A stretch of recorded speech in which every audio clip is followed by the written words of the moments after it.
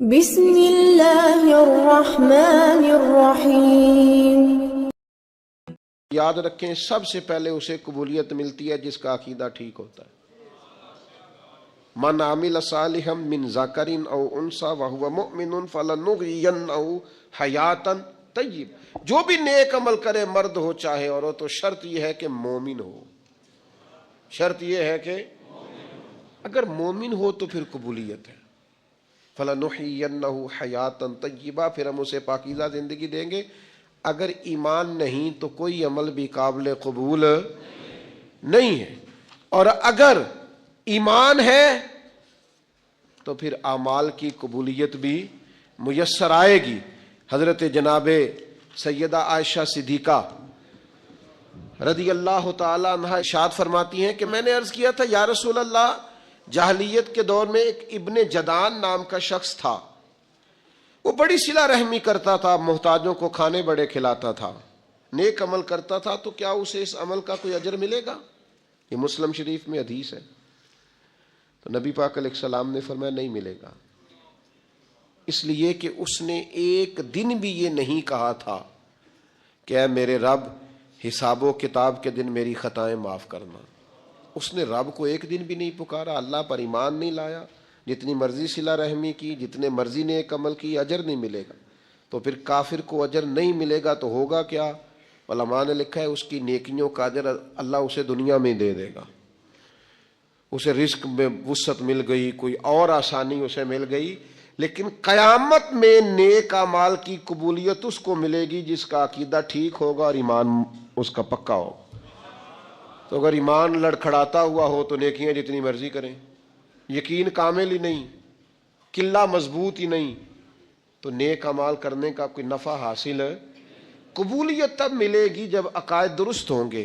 آپ کی خدمت میں عرض کروں گا، کبھی زندگی میں اپنا عقیدہ نہ بگڑنے دینا، نبی پاک کے ہر صحابی کو آنکھوں کا تارا بنا کے رکھنا، دل کی ٹھنڈک بنا کے رکھنا، اور محبوب کی اولاد کے اس طرح غلام رہنا کہ اپنی اولاد کو بھی حضور کی اولاد کی غلامی بتا کے جانا صلی اللہ تعالی علیہ۔ تو ایک تو قبولیت کے لیے ایمان کا خالص ہونا شرط ہے، اور دوسرا اعمال کی قبولیت کے لیے شرط ہے کہ عمل بالکل خالص اللہ کے لیے کیا جائے۔ ذرا سا شائبہ اس کے اندر، ذرا سی غیر کے لیے نیت، ذرا سا ارادہ کہ کسی کو پتہ چل جائے، شہرت ہو جائے، کسی بندے تک پتہ چل جائے میں نہیں، ذرا سا شائبہ بھی قابل قبول ہے، ذرا سی ملاوٹ بھی ہو تو قبولیت نہیں ہوتی۔ جناب سیدنا ابو امامہ باہلی رضی اللہ تعالیٰ عنہ بیان کرتے ہیں، نسائی شریف میں حدیث موجود ہے، آپ فرماتے ہیں کہ نبی پاک صلی اللہ تعالیٰ علیہ وسلم کی خدمت میں عرض کیا گیا یا رسول اللہ، ایک شخص جنگ کے لیے جاتا ہے اور اس کی دونوں نیتیں ہیں، یہ بھی اس کی نیت ہے کہ اللہ تعالیٰ مجھے شہادت عطا کرے اور اللہ میری اس محنت کو قبول فرمائے، اور یہ بھی ساتھ نیت ہے کہ میری شہرت بھی ہو جائے، لوگوں کو پتہ بھی چل جائے۔ ایسا نہیں ہے کہ رضا الہی کی سرے سے نیت نہیں ہے، رضا الہی کی نیت بھی ہے، پوری ہے کہ اللہ راضی ہو جائے، شہادت کا مرتبہ نصیب ہو جائے، لیکن ساتھ وہ چاہتا ہے چلو تھوڑی بہت شہرت۔ ایسا نہیں کہ نیت اس کی کنفرم عبادت کی نہیں، عبادت کی بھی ہے، لیکن ساتھ تھوڑا بہت ارادہ شہرت کا بھی ہے۔ یہ کچھ نہ بیماری لگ جاتی ہے۔ کوئی ہر نیکی کا سٹیٹس لگانا ضروری ہو گیا ہے؟ یعنی ایک دوست مجھے کہہ رہے تھے کہ بعض لوگ یہ بھی کرتے ہیں، کہتے ہیں 10 دن مجھ سے رابطہ نہ کرنا، میں اعتکاف بیٹھنے جا رہا ہوں۔ یعنی یہ بھی آپ نے سوشل میڈیا پہ بتا دیا، سب کو پتہ چل جائے۔ او بھائی، کوئی کام تو رہنے دو خالص اللہ کی رضا کے لیے، کہیں تو آپ خاموش ہو جاؤ۔ 10 دن موبائل بھی تو خراب رہ سکتا ہے، سم بھی آپ کی بلاک ہو سکتی ہے، کچھ بھی تو ہو سکتا ہے، لیکن بھائی خدا کے بندو، یہ بھی بتا دیا ہے کہ 10 دن اس لیے میں آف لائن رہوں گا کہ میں معتکف ہونے جا رہا ہوں۔ عرض کی یا رسول اللہ، جنگ کی بھی نیت ہے، نسائی میں موجود ہے، اور حضور تھوڑی اس کی یہ بھی نیت ہے کہ شہرت ہو جائے، تو حضور ثواب ملے گا؟ 2 ٹوک لفظوں میں بالکل واضح اللہ کے حبیب نے فرما دیا، فرمایا جس شخص کی ساتھ شہرت کی بھی نیت ہو اسے اس عمل کا کوئی ثواب نہیں ملے۔ جب تک خالصتاً نیت محض اللہ کی رضا کی نہیں ہوتی. اپنے ارادوں کا وضو کریں یار, تھوڑا خیال کریں. آپ اس بات کو سمجھیں, شہرت ہونا ضروری نہیں, قبولیت ہونا ضروری ہے. لوگوں کو پتہ چلنا ضروری نہیں, رب کے حضور حاضر ہونا. حضرت سعد بن ابی وقاص رضی اللہ تعالیٰ عنہ کے زمانے میں آپ ایک جگہ جہاد کے لیے تشریف لے گئے تو فرماتے ہیں کہ ایک قیمتی سونے کا تاج تھا اس بادشاہ کا جس سے ہماری جنگ تھی, تو وہ تاج نہیں مل رہا تھا. جنگ تو ختم ہو گئی, مسلمانوں کو فتح بھی مل گئی, لیکن وہ تاج بڑا قیمتی تھا, ہیروں والا تھا. تو خیال تھا کہ مل جائے تو چلو مسلمانوں کے مال غنیمت میں نفع آئے گا, غریبوں کا بھلا ہوگا. تو رات کے وقت ایک نوجوان مجاہد چادر اوڑے بکل مارے وہ میرے خیمے میں آیا اور اس نے وہ اپنی چادر کی اوٹ سے وہ تاج نکال کے دیا. کہا آج مجھے سر شام ملا تھا تو میں دینے آیا ہوں. تو وہ رکھ کے وہ چلا, تو میں نے اسے پیچھے سے آواز دی, میں نے کہا آپ مجاہد تو ہیں پر غریب آدمی لگتے ہیں. کہنے لگا گھر سے جب آیا تھا تو بچوں کے لیے چند دنوں کا کھانا تھا. تو کہتے میں نے اسے کہا کہ اتنی قیمتی تاج تیرے ہاتھ آیا تھا, تو نے سارا دے دیا ہے. اس نے کہا بس یہ میری دیانتداری تھی, میرا ایمان تھا. بچوں کی بھوک اپنی جگہ پر اللہ کی رضا. تو کہتے میں نے کہا یار یہ چہرے سے نقاب ہی ہٹا, اپنا نام ہی بتا, قبیلہ بھی بتا, باپ کا نام بھی بتا. تو کہتے ہیں مجھ سے کہنے لگا یہ نیکی آپ کے لیے نہیں کی,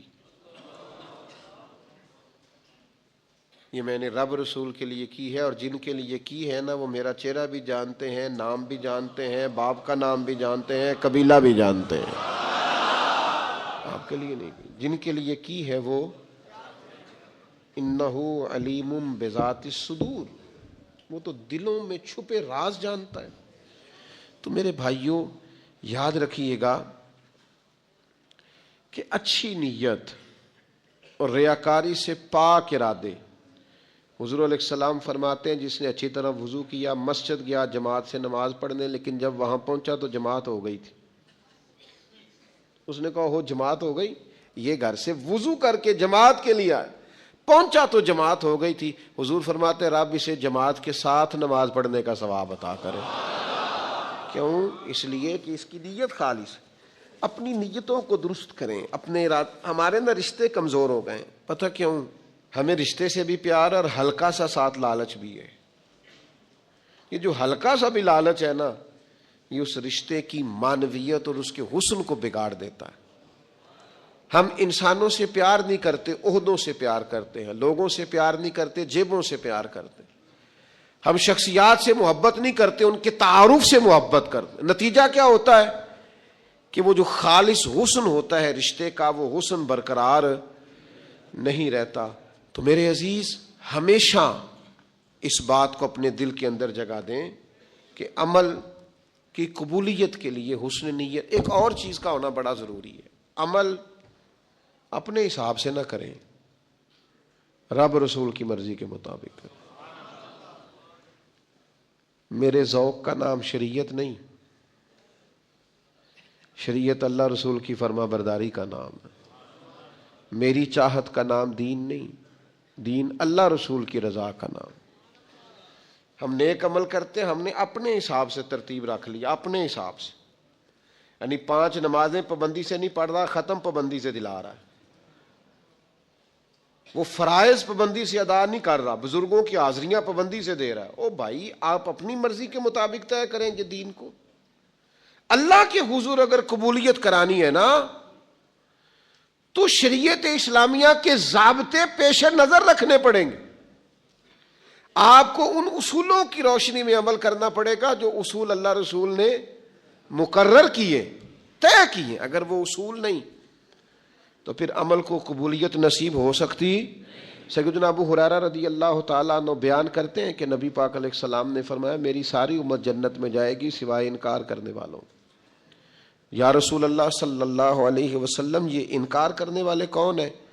تو نبی پاک علیہ السلام نے فرمایا جنہوں نے میری اطاعت کی وہ جنت میں جائیں گے, اور جنہوں نے میری نافرمانی کی انہوں نے انکار کیا, سنت کو چھوڑا جنہوں نے وہ منکر ہے. تو سنت کو نہیں چھوڑیں، شریعت کا دامن تھام کے رکھیں اگر قبولیت چاہتے ہیں۔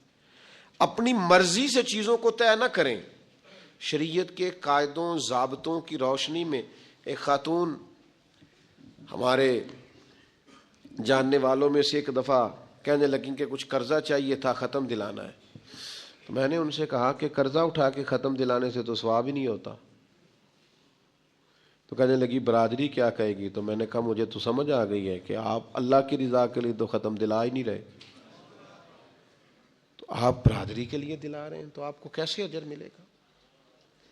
اب چیزوں کو طے کریں شریعت کی روشنی میں۔ حضور کے دروازہ نور پہ صحابہ گئے، جا کے پاک ماؤں سے پوچھا، امہات المومنین سے، کہ نبی پاک صلی اللہ علیہ وسلم کی عبادت کا طریقہ بتائیں۔ تو انہوں نے کہا حضور رات کو کچھ دیر آرام کرتے، پھر کچھ دیر عبادت کرتے، کبھی نفلی روزہ رکھتے، کبھی چھوڑ دیتے۔ تو ان میں سے بعض صحابہ کہنے لگے حضور کے صدقے اللہ اگلے پچھلوں کو معاف کرے گا، لیکن نبی پاک صلی اللہ علیہ وسلم تو اللہ کے رسول ہیں، حضور کا تو تھوڑا عمل بھی کیا بات، لیکن ہم چونکہ گناہگار ہیں، کمزور ہیں، ہم ساری رات ہی نفل پڑھیں گے، ہر روز نفلی روزہ رکھیں گے۔ نبی پاک تک یہ بات گئی تو حضور فرمانے لگے میں تم سب سے زیادہ رب کو جانتا ہوں، تم سب سے زیادہ اللہ سے ڈرتا ہوں۔ فرمایا یاد رکھو میں افطار بھی کرتا ہوں، روزہ بھی رکھتا ہوں، عبادت بھی کرتا ہوں، گھر والوں کو وقت بھی دیتا ہوں، آرام بھی کرتا ہوں۔ تو شریعت کے ضابطوں کے مطابق آپ عبادت کریں گے تو قبول ہوگی۔ اپنی مرضی سے چیزیں طے کرنے سے قبولیت نصیب نہیں ہوتی۔ ضابطے تو اللہ رسول نے بنا کے دیے، ہمیں اپنی مرضی کی چیزیں اس میں سے اختراع کرنے کی ضرورت نہیں۔ سبحان اللہ و بحمدہ